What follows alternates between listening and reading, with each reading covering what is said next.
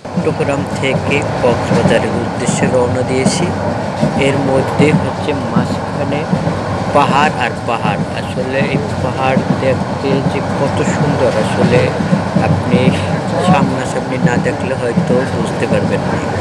আর এই পাহাড়ের ধস নামে, আর এই ধস প্রতিরোধ করার জন্য হচ্ছে কি সাইড দিয়ে কিন্তু আপনার দেয়াল ফিরিয়ে দিয়েছে। আর আমরা কিন্তু একটু পরেই এই পাহাড়ের মাঝখান দিয়ে যাব, যেটা হচ্ছে পাহাড় কেটে একটা ব্রিজ বানাইছে। সেই ব্রিজের মাঝখান দিয়ে আমাদের ট্রেনটা যাবে। ইতিমধ্যে আমরা দেখতে পাচ্ছি যে আমরা চলে এসেছি।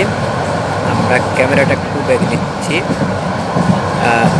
আমরা দেখাবো যে এই টানেল থেকে বের হওয়ার পরে হচ্ছে কি আপনাদের সেই পাহাড়টা দেখাইতে পারবো, যে এই পাহাড়টা কেটে হচ্ছে কি নিচ দিয়ে ট্রেন চলাচলের জন্য সেই জায়গাটা তৈরি করেছে। আর আর এখানে কিন্তু মাঝে মাঝেই দেখা যায় যে বন্য প্রাণী এদের থেকে দূরে থাকুন।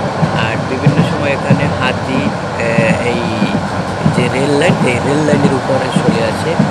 আর এখানে বেশিরভাগ মানুষ হচ্ছে কি আদিবাসী, আর এরা হচ্ছে কি বিভিন্ন জায়গায় বসবাস করে পাহাড়ের। আমি জানি না কিভাবে কি তারা যোগাযোগ রক্ষা করে এবং চলাফেরা করে। আসলে এখানে যে সময় ধস নামে খুবই ভয়াবহ পরিস্থিতি ধারণ করে। অবশ্যই আপনার সাথে থাকবেন। সবাইকে ধন্যবাদ।